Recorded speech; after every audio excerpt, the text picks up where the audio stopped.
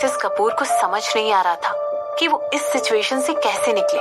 अपनी बात को कंटिन्यू करते हुए मिसेस कपूर ने कहा, मिस्टर वर्मा, ये ऐसा कहते हुए मिसेस कपूर की जुबान लड़खड़ाने लगी। दिलीप, तुरंत इन गिफ्ट्स को यहाँ से उठाओ और मुझे इन सब को एक चैरिटी ऑक्शन के लिए रखना याद दिलाना तुम्हारा काम है। शशांक ने मिसेस कपूर की बात को बीच में काटते हुए कहा और इसके बाद वो सिमरन की तरफ देखने लगा और कहने लगा, देखा, चलो अब और ज्यादा गुस्सा मत हो, ठीक है। जैसे ही शशांक ने दिलीप को ऑर्डर दिया, उसने तुरंत ज्वेलरी को मिस्टर और मिसेस कपूर के सामने से हटा लिया और उसे लेकर शशांक और सिमरन के पीछे एक वफादार नौकर की तरह हाथ बांध कर खड़ा हो गया। मिस्टर वर्मा, मुझे लगता है यहाँ पर कोई गलत फहमी हो गई है। हमने कब कहा कि ओपल बैड लक लेकर आता है? सिमरन, आखिर तुम अपने शब्द हमारे मुंह में डालकर कैसे कह सकती हो? मिसेस कपूर ने शशांक से कहा। हालांकि मिसेस कपूर काफी ज्यादा घबराई हुई थी, लेकिन फिर भी उनका दिमाग सिमरन के खिलाफ साजिश रचने से बाज नहीं आ रहा था। तो आपके कहने का मतलब ये है कि मैं झूठी हूँ? सिमरन ने पूछा। सिमरन, क्या हमने तुम्हारे गिफ्ट्स खुशी खुशी तुमसे लेकर तुम्हें उनके लिए थैंक यू नहीं कहा था? यहाँ तक कि हम लोगों को तुम्हारी चिंता भी थी कि तुम्हें इस जगह पर अभी तक कोई जॉब नहीं मिली होगी और इसीलिए हमने तुम्हें अपनी कंपनी में काम करने के लिए ऑफर भी दिया था। ऐसा कहते हुए मिसेस कपूर की आंखें लाल हो गई थी और उन्होंने अपना सर थोड़ा सा झुका लिया था, क्योंकि इससे पहले वहां पर शशांक नहीं था। इसीलिए मिसेस कपूर को लगा कि वो सिमरन के शब्दों को गलत साबित करते हुए कोई अलग ही स्टोरी बना लेंगे। मिस्टर कपूर मिसेस कपूर का ही साथ देते, ना कि अपनी बेटी सिमरन का। मिस्टर शशांक, मुझे इस गलत फहमी के लिए माफ कर दीजिए। ये हमारी पहली मीटिंग है और इसमें सब गड़बड़ हो गई। मैं अपनी बेटी की तरफ से आपसे माफी मांगती हूँ। लगता है मैंने उसे ठीक तरह से बड़ा नहीं किया है। मैं बस इस बात को क्लियर करना चाहती थी कि हम लोगों ने सिमरन को नीचे नहीं गिराया और ना ही उससे बुरा भला कहा है। उसने हमारे शब्दों को गलत समझ लिया। प्लीज हमें माफ कर दीजिए। इस समय मिसेस कपूर के शब्द सुनकर किसी को भी ऐसा लगता कि उन्हें अपनी गलती पर बहुत पछतावा है, लेकिन कोई भी आसानी से ये बात बता देता कि इनडायरेक्टली सारा इल्जाम वो सीधे सीधे सिमरन पर लगा रही थी और इसे अपनी माफी की तरह पेश कर रही। उन्होंने सिमरन पर ये इल्जाम तक लगा दिया कि उसने उनके शब्दों को गलत समझ लिया और उसी वजह से ये सारी मिसअंडरस्टैंडिंग हो गई। इसके बाद मिसेस कपूर अपनी सीट से उठी और उन्होंने शशांक के सामने झुककर उसे बो किया। उन्हें लगा कि उनकी विनम्रता देखकर शशांक शांत हो जाएगा, लेकिन मिसेस कपूर को देखने के बजाय शशांक मिस्टर कपूर की तरफ देख रहा था और उसने मिस्टर कपूर से कहा, मेरी वाइफ किसी के खिलाफ कॉन्स्पिरेसी नहीं रचती है। वो बुरी नहीं है। ध्यान रखिएगा कि आगे से ऐसा कुछ भी नहीं होना चाहिए, नहीं तो आपकी फैमिली के साथ साथ आपकी कंपनी भी सफर करेगी। जैसे ही मिस्टर कपूर ने शशांक के शब्द सुने, उनके चेहरे का रंग पीला पड़ गया। उन्होंने तुरंत ऑकवर्ड होते हुए अपनी वाइफ की तरफ देखा, जो कि अभी भी झुककर बो कर रही थी। अब क्योंकि शशांक ने ना तो मिसेस कपूर की तरफ देखा था और ना ही उसकी सो कॉल्ड अपॉलजी एक्सेप्ट की थी, इस बारे में उन्हें कुछ पता ही नहीं था और वो अभी भी झुककर खड़ी हुई थी। क्या अब उनके लिए अपना सर उठाकर ऊपर देखना ऑकवर्ड नहीं होगा? अब तो ये और ज्यादा एम्बैरेसिंग होने वाला था। मिस्टर शशांक, प्लीज गलत मत समझिए। काफी सालों से सिमरन हमसे दूर रही है और वो अभी अभी यहाँ पर लौट कर आई है। एक दूसरे से इतने सालों तक अलग रहने की वजह से ये बात नेचुरल है कि हम लोगों के बीच कुछ दूरियां हो गई हैं, मगर मैं कभी भी अपनी खुद की बेटी को गलत नहीं ठहराऊंगा। दरअसल सच तो ये है कि हमें आपके दिए हुए गिफ्ट बहुत पसंद आए। जब आप आए उससे पहले तक माहौल काफी अच्छा बना हुआ था। अगर आप चाहें तो आप यहाँ पर खड़े हुए वेटर से भी पूछ सकते हैं, वो इस बात के गवाह हैं। मिस्टर कपूर ने अपनी वाइफ की बनाई हुई स्टोरी को बैकअप देते हुए कहा। मिसेस कपूर की ही तरह उन्हें भी ये लगा कि कोई भी सिमरन की बातों पर विश्वास ही नहीं करेगा। आखिरकार वो एक प्राइवेट रूम में बैठे हुए थे। उस रूम की दीवारें और दरवाजे साउंड प्रूफ थे, तो मिस्टर कपूर को यकीन था कि किसी ने भी उनकी बातें नहीं सुनी थी। यहाँ तक कि जब वो लोग सिमरन को भला बुरा कह रहे थे, तब उस समय उस रूम में उन लोगों के अलावा और कोई भी मौजूद नहीं था। इसके अलावा उसके पहले जब अटेंडेंट ने आकर उन लोगों को खाना सर्व किया, तब भी वो लोग चुपचाप बैठे हुए थे। उन्होंने अपनी बात सिमरन से कहनी तभी शुरू की जब वो अटेंडेंट्स वहां से खाना सर्व करके चला गया। तो आपके कहने का ये मतलब है कि मेरी वाइफ झूठ बोल रही है? शशांक ने गुस्से से मिस्टर कपूर से ये पूछा। जैसे ही मिस्टर कपूर ने शशांक की आवाज सुनी, मिस्टर और मिसेस कपूर के रोंगटे खड़े हो गए। मैं बस ये कहना चाहता हूँ कि ये सब एक मिसअंडरस्टैंडिंग थी, मिस्टर कपूर ने अपनी पूरी बहादुरी के साथ शशांक को जवाब देते हुए कहा। इस समय उनकी आवाज में कॉन्फिडेंस भरा हुआ था। हालांकि शशांक की मौजूदगी ने उन्हें काफी डरा दिया था, लेकिन वो उसके सामने अपने डर को दिखाना नहीं चाहते थे। मैं उम्मीद करता हूँ कि आप इस बात को यहीं खत्म कर देंगे। प्लीज मेरी बेटी को ये सारा बखेड़ा खड़ा करने के लिए माफ कर दीजिए। वो भी बहुत छोटी है। उसका फादर होने के नाते मुझे लगा कि मुझे आपको बता देना चाहिए कि मेरी बेटी को काफी सारी इनसिक्योरिटीज है। कभी कभी वो प्यार और अटेंशन पाने के लिए दुखी हो जाती है। कभी कभी वो हम दोनों की बेइज्जती भी इसीलिए करती है ताकि हम उस पर अपना अटेंशन दें। जब 7 साल पहले वो हम दोनों से दूर भाग गई थी, हम पूरी तरह टूट गए थे। हमने सोचा भी नहीं था कि वो छोटी छोटी चीजों को इतना आगे तक लेकर जाएगी। मगर ये सब पुरानी बातें हैं, क्योंकि अब वो वापस आ चुकी है तो हम दोनों बहुत खुश हैं। प्लीज अपना दिल बड़ा रखते हुए मेरी बेटी के साथ थोड़ा पेशेंस के साथ पेश आइएगा। मिस्टर कपूर ने अपनी बात शशांक के सामने रखी। उनकी बात सुनकर ऐसा लग रहा था जैसे कि वो वाकई में एक कंसर्न फादर है जिन्हें अपनी बेटी की बहुत चिंता है। जब सिमरन ने मिस्टर और मिसेस कपूर की बातें सुनी तो उन्हें सुनने के बाद सिमरन का ठहाके मारकर हंसने का दिल कर रहा था। क्या सच में उन लोगों को ऐसा लग रहा था कि ये दोनों सिमरन को नीचा दिखाएंगे और वो अपने फाइट बैक नहीं करेगी? अब वो 7 साल पहले वाली सिमरन नहीं थी। अचानक बिना किसी वार्निंग के ये सब सुनते ही सिमरन की आंखों से आंसू होते हुए उसके गालों तक पहुंच गए। इस समय उसके चेहरे पर दुख साफ दिखाई दे रहा था। उसकी सिसकियों ने तुरंत मिस्टर और मिसेस कपूर दोनों का ही ध्यान अपनी तरफ खींचा। एक पॉइंट पर जब मिस्टर कपूर शशांक को अपनी बातें समझा रहे थे तो मिसेस कपूर ने अपनी पीठ सीधी की और तुरंत जाकर उन दोनों के साइड में खड़ी हो गई। वो वहां पर ऑकवर्डली खड़े होकर उन दोनों की बातें सुन रही थी। मिस्टर और मिसेस कपूर दोनों ही ये सोचने लगे कि अचानक सिमरन को रोना क्यों आ गया। शशांक, मुझे ऐसा लग रहा है जैसे मेरे साथ बहुत गलत हो गया है।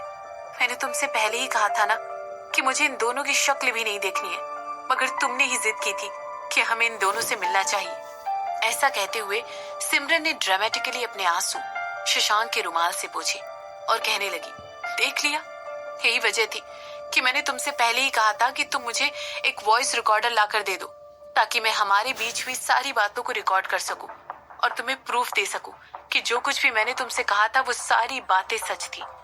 ऐसा सुनते ही मिस्टर कपूर की आंखें बाहर आ गई और जैसे ही उन्होंने देखा कि सिमरन ने अपने पर्स से एक छोटा सा रेक्टेंगुलर डिवाइस निकाला है, उनके होश उड़ गए। Voice recorder? सिमरन ने तुरंत उस रिकॉर्डर को प्ले कर दिया और वो रिकॉर्डिंग वहां से स्टार्ट हुई जब सिमरन ने उन दोनों को ज्वेलरी दी थी। अगर मिस्टर कपूर का अनुमान सही था तो सिमरन ने उस टेप रिकॉर्डर को तब ऑन किया होगा जब उसने अपने पर्स में ज्वेलरी निकालने के लिए हाथ डाला था। जैसे ही मिस्टर कपूर ने इन सब के बारे में सोचा और टेप रिकॉर्डर पर सिमरन को धमकाते हुए अपनी आवाज सुनी, उनके चेहरे की हवाइयां उड़ गईं। मिस्टर कपूर ने तुरंत घबराते हुए शशांक की तरफ देखा। उन्होंने नोटिस किया कि शशांक के चेहरे का रंग कुछ बदला बदला सा नजर आ रहा था। मिसेस कपूर की तो रिकॉर्डर पर बजते हुए कंटेंट को सुनकर हालत ही खराब हो गई। उन्हें ऐसा लग रहा था जैसे कि किसी ने उनकी आत्मा को किसी गहरे गड्ढे में डाल दिया है। आखिर ये उन्हीं का आइडिया था कि वो झूठ बोलकर पूरी कहानी को अपने फेवर में घुमा ले। अब क्योंकि सच बाहर आ चुका था, वो सोच भी नहीं सकती थी कि शशांक उनकी इस धोखाधड़ी के खिलाफ किस तरह से रिएक्ट करेगा। तो ये सब हुआ था। शशांक ने ऐसा कहते हुए एक नकली हंसी हंसी। मिस्टर और मिसेस कपूर, आज का दिन मेरे लिए एक आई ओपनर की तरह है। आज मेरी आंखें खुल गई ये जानने के बाद भी कि वो कपूर खानदान ही था जिन्होंने सिमरन को सालों पहले घर से निकाल दिया था। मुझे लगा था कि हम लोगों को पुरानी बातों को पीछे छोड़ देना चाहिए और मैंने ही सिमरन को कन्विंस किया था कि वो आप सब लोगों के साथ वापस से मेल मिलाप करने की सोचे। हम लोगों ने आप दोनों के लिए इतने प्यार और सिंसियरिटी के साथ गिफ्ट खरीदे, पर आप हमें थैंक्स करने के बजाय मेरी वाइफ को बुरा भला कह रहे हैं। ऐसा कहते हुए शशांक के जबड़े कस गए वो तुरंत गुस्से में आकर अपनी सीट से उठा और नफरत भरी निगाहों से मिस्टर और मिसेस कपूर की तरफ देखने लगा। वो दोनों अभी भी अपनी अपनी जगह पर बैठे हुए थे। मेरा लॉयर कल आपके ऑफिस पहुंच जाएगा। मैं चाहता हूं कि मेरी वाइफ का नाम आपकी फैमिली रजिस्ट्री से हटा दिया जाए। अब वो एक वर्मा है, ना कि कोई कपूर। इसके बाद बिना एक और शब्द अपने मुंह से निकाले शशांक ने सिमरन को उसकी जगह से उठाकर अपनी गोद में लिया और उससे उठाकर दरवाजे की तरफ चलने लगा। दरवाजे पर पहुंचकर भी शशांक मिस्टर और मिसेस कपूर के लिए कुछ खतरनाक वर्ड्स पीछे छोड़ना नहीं भूला और कहने लगा, ये कोई रिक्वेस्ट नहीं है। आपने मना किया और आपकी कंपनी भी आपके साथ नीचे जाएगी। शशांक की बाहों की गर्माहट में सिमरन ने मिस्टर और मिसेस कपूर को देखते हुए एक इलेटेड स्माइल दी। उसके प्लान का पहला स्टेप, जो कि कपूर फैमिली के साथ सारे रिश्ते तोड़ना था, वो पूरा हो चुका था।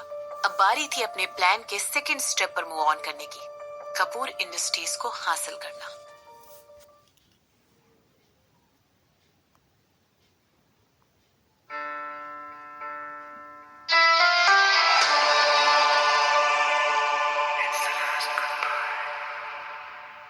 जैसे ही शशांक मिस्टर और मिसेस कपूर को वार्निंग देते हुए वहां से सिमरन को गोद में उठाकर निकला, सिमरन ने तुरंत मिस्टर और मिसेस कपूर को एक प्रोवोक करने वाली स्माइल दी।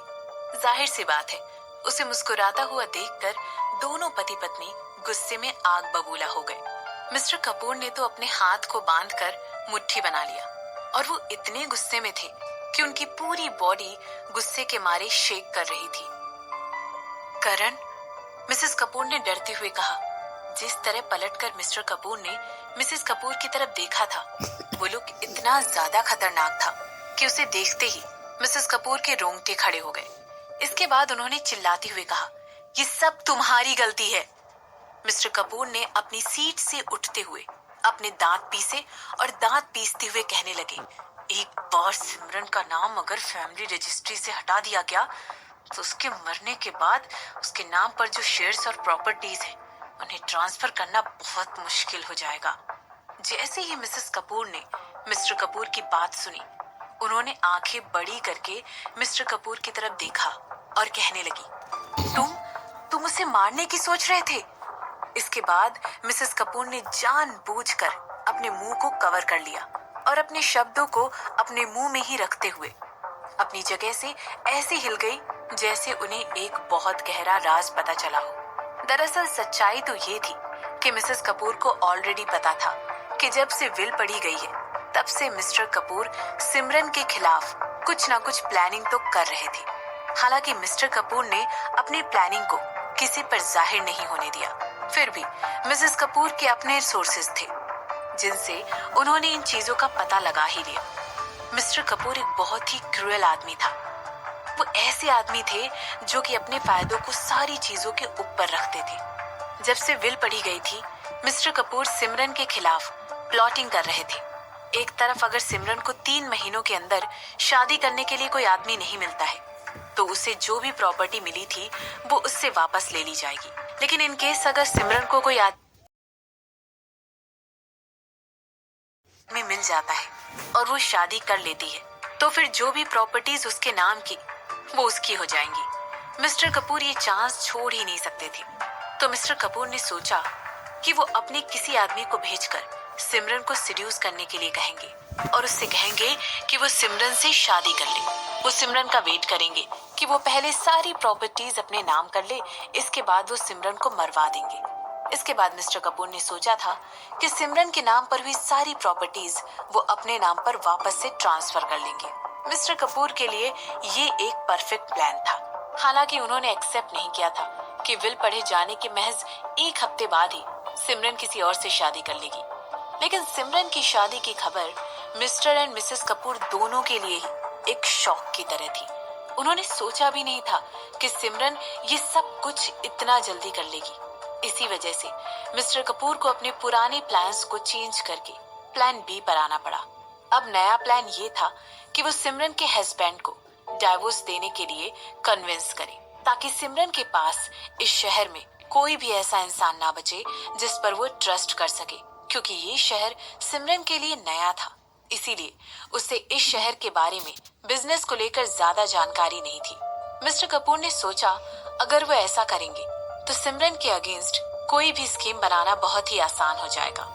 इसके अलावा मिस्टर कपूर सिमरन के हस्बैंड को रिश्वत तक देने के लिए तैयार हो गए थे। उन्होंने सोचा था कि वो सिमरन के हस्बैंड को पैसा या प्रॉपर्टी देने का वादा करके उससे अपना काम निकलवा लेंगे, तो ये सबके लिए एक फायदे वाली सिचुएशन हो जाएगी। मिस्टर कपूर का ये प्लान अच्छे से काम भी कर जाता अगर सिमरन ने किसी सड़क से उठाए हुए नॉर्मल से आदमी से शादी की होती। मगर किसने सोचा था कि सिमरन एक बिजनेस टाइकून से शादी करके वापस आएगी, और वो भी कोई ऐरा गैरा टाइकून नहीं, बल्कि कोई ऐसा जिसका सिक्का उदयपुर में ही नहीं बल्कि पूरे इंडिया पर चलता था।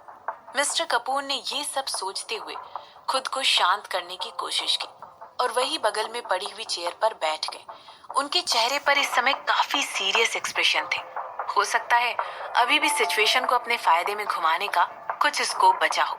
मिस्टर कपूर ने कुछ सोचते हुए कहा, इस बारे में रिद्धिमा या ऋत्विक दोनों में से किसी को भी कुछ मत बताना, यहाँ तक कि रायचंद परिवार को भी इस बारे में कुछ पता नहीं चलना चाहिए। ऐसा कहते हुए मिस्टर कपूर की टोन बहुत ज्यादा सीरियस थी।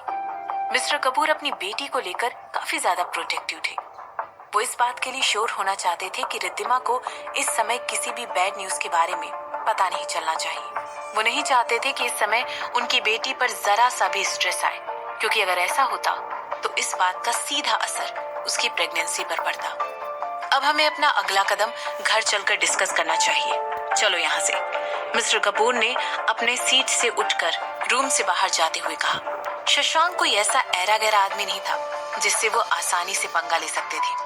उन्हें शशांक को लेकर एक्स्ट्रा केयरफुल होने की जरूरत थी। इसके अलावा सिमरन के पास शशांक जैसी स्ट्रॉन्ग बैकिंग होने के बाद उसके लिए कपूर खानदान से बदला लेना काफी आसान हो जाता। मगर मिस्टर कपूर ऐसा कुछ भी होना नहीं देने चाहते थे। तुम एक एक्ट्रेस क्यों नहीं बन गई? शशांक ने सिमरन से पूछा। इस समय सिमरन अपने मेकअप का टचअप कर रही थी। शशांक और सिमरन दोनों इस समय अपनी कार में बैठे हुए थे और इस समय वो शशांक के घर के पास वाले दूसरे रेस्टोरेंट में डिनर के लिए जा रहे थे। उन लोगों पे ज्यादा अच्छी नहीं होती है, सिमरन ने शशांक को साफ साफ जवाब देते हुए कहा। इसके बाद सिमरन ने कहा, आई लव मनी। एक एक्ट्रेस बनने पर मुझे फेम तो आसानी से मिल जाएगा, लेकिन इससे मुझे एक बिजनेस वुमेन जितने पैसे नहीं मिलेंगे। शशांक ने हाँ में सिर हिलाते हुए कहा, वैसे तुम्हारी भी एक्टिंग ज्यादा बुरी नहीं थी, तुम एक्टर क्यों नहीं बने? सिमरन ने शशांक से पूछा और इसके बाद वो रेड लिपस्टिक लगाने लगी। मेरी एक्टिंग बहुत ज्यादा अच्छी है, शशांक ने सिमरन की बात का जवाब देते हुए कहा। इसके बाद शशांक ने कहा, अगर मैंने एक्टिंग शुरू कर दी ना तो लोग सिर्फ मुझे साइन करेंगे और दूसरे एक्टर्स का चांस खत्म हो जाएगा। तुम्हें नहीं लगता कि ये इंडस्ट्री के लिए कुछ ज्यादा ही बुरा हो जाएगा?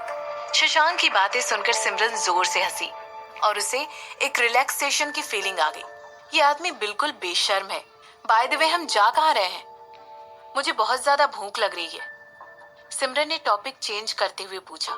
इस समय सिमरन को वाकई में तेज भूख लग रही थी। कुछ देर पहले उसने खुद को कुछ नहीं खाने के लिए फोर्स किया था, क्योंकि कहीं ना कहीं उसे ये डर था कि सर और मिसेस कपूर ने कहीं उसके खाने में कुछ मिला ना रखा हो सकता है सुनने में थोड़ा सा पागलों जैसी हरकत लग रही हो, लेकिन सिमरन इस समय बहुत ज्यादा संभल कर चल रही थी। इस समय रात के ऑलमोस्ट 8 बज चुके थे और सिमरन ने अभी तक कुछ भी नहीं खाया था। मेरी फेवरेट जगह, शशांक ने सिमरन को मुस्कुराते हुए देखकर कहा। इसके बाद उसने कहा, तुम चिंता मत करो, मुझे यकीन है वो तुम्हें बहुत अच्छा लगेगा। वहाँ पर हमारी फेवरेट चीजें मिलती हैं। आखिर तुम्हें मेरे फेवरेट खाने के बारे में कैसे पता चला? सिमरन ने अपनी एक आईब्रो उठाते हुए पूछा। ये तो एक सीक्रेट है, शशांक ने सिमरन की तरफ विंक करते हुए कहा। उसके जवाब में सिमरन ने अपनी आंखें छोटी करते हुए शशांक की तरफ देखा। इस समय सिमरन की पूरी चेहरे पर शक के एक्सप्रेशन नजर आ रहे थे। क्या ये फरहान है? शशांक ने मुस्कुराते हुए पूछा। इसके बाद उसने कहा, ये डील का पार्ट था, है ना? जैसे ही सिमरन ने देखा शशांक उसे कुछ भी बताने के लिए तैयार नहीं है, उसने डिसाइड किया कि अब वो शशांक से और सवाल नहीं पूछेगी, वो सिर्फ रुक कर देखेगी। इसके बाद सिमरन ने अपना सिर घुमाकर विंडो के बाहर देखना शुरू किया। वो ट्रैफिक देख रही थी और उन बिल्डिंग्स को देख रही थी जिससे वो पास हो रही थी। बाकी की जर्नी के लिए शशांक और सिमरन दोनों ही चुपचाप बैठे हुए थे। दोनों ही अपने ही ख्यालों में खोए हुए थे।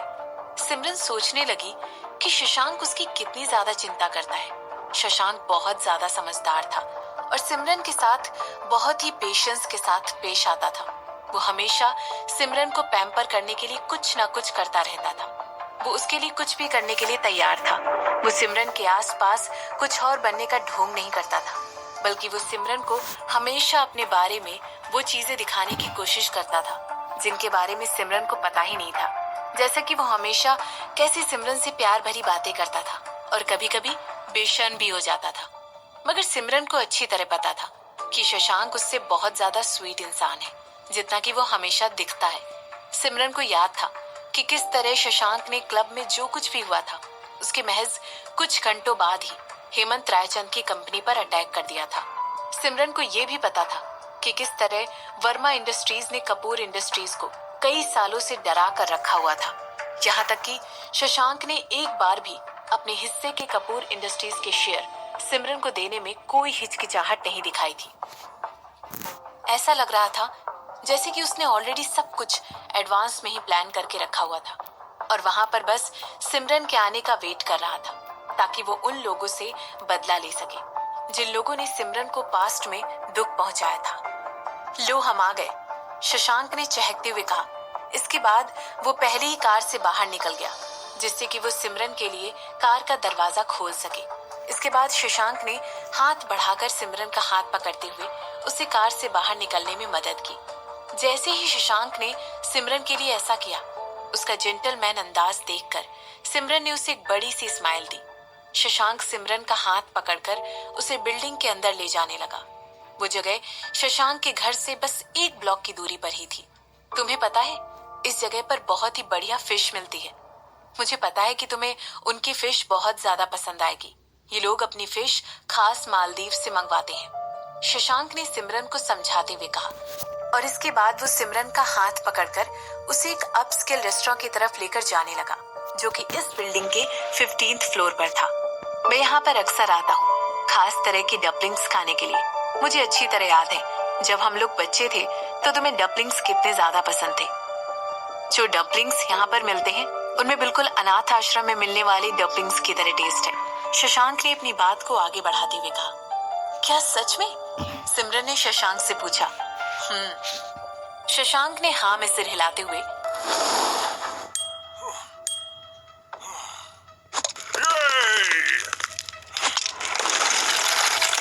सिमरन को जवाब दिया। इसके बाद उसने वेटर से अपने रिजर्व किए हुए टेबल के बारे में पूछा। उस रेस्टोरेंट की लाइटिंग बहुत ही सुंदर थी और उसका एम्बियंस बहुत ही पीसफुल था। हालांकि वहां पर कोई प्राइवेट बूथ नहीं थे, लेकिन वहां की टेबल्स एक दूसरे से काफी दूर पर लगी हुई थी। इसी वजह से वहां पर खाने वाले लोगों को एक दूसरे से काफी प्राइवेसी मिलती थी। Candle light? सिमरन ने अपनी एक आईब्रो उठाते हुए शशांक की तरफ देखा। जैसे जैसे वेटर शशांक और सिमरन को टेबल की तरफ लेकर जाने लगा, सिमरन ने देखा कि उन दोनों की टेबल उस जगह पर सेट की गई थी जहां पर फ्लोर से लेकर सीलिंग तक की ग्लास विंडोज लगी हुई थी। ये एक डेट है, शशांक ने सिमरन की तरफ आंख मारकर कहा। इसके बाद शशांक ने सिमरन के लिए एक चेयर पुल की और सिमरन से उस पर बैठने के लिए कहा। इसके बाद शशांक ने उससे कहा, फर्स्ट डेट।